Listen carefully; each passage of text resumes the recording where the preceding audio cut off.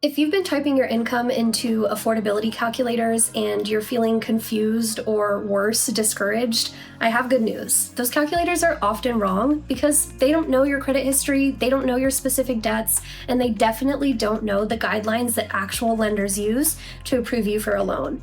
Hi, my name's Hannah and I'm a loan officer. Today, I'm going to take you behind the curtain to talk about the specific math that we use to determine your buying power.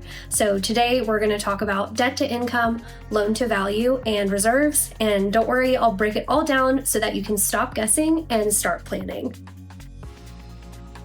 So the first number we're going to look at is your debt to income, or your DTI.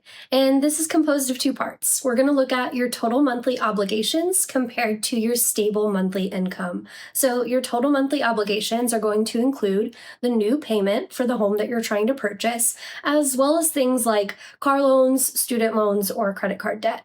We're going to compare that number to your stable monthly income. So if you're salaried, this is pretty straightforward. If you are hourly or make commissions, bonus, things like that, we're just going to look at your income history to confirm the stability of that income. Now, where the calculators can often get it wrong is they'll cap you at a pretty conservative ratio, like 36%, but actual guidelines can allow for a max DTI of up to 46 or even 50%, depending on your credit score and your reserves, and that can be the difference between getting the house that you actually want.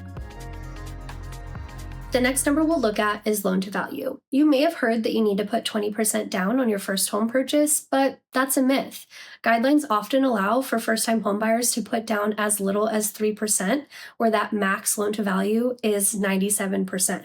So loan to value is going to be calculated by taking that loan amount and dividing it by the sales price or the appraised value of the home, whichever comes out lower. So the reason why that 20% is often suggested is because that allows you to skirt past the requirements of mortgage insurance.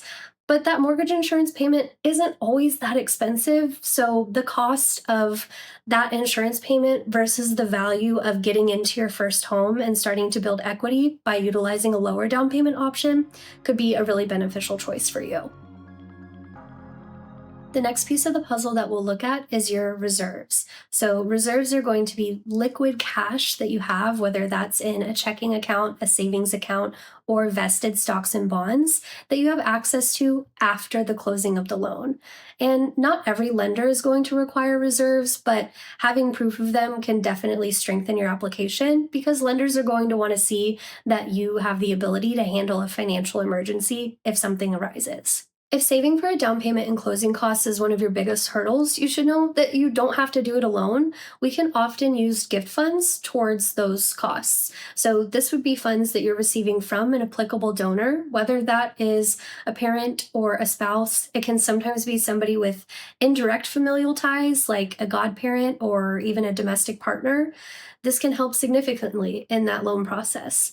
Typically, we just require a gift letter, so something that is signed by the donor to prove that, these funds are for you and to help. Knowing your DTI and your LTV are super powerful, but every financial picture is unique. If you'd like a number that you can actually write an offer with, I would love to help. I can take your income and your debts and compare them against our guidelines and give you an actual budget to work with. I'll drop some resources down below if this is the season of life that you're in, or if this information might be helpful to a friend or family member. I would be honored that you share it. Again, my name is Hannah, and I'll see you in the next one.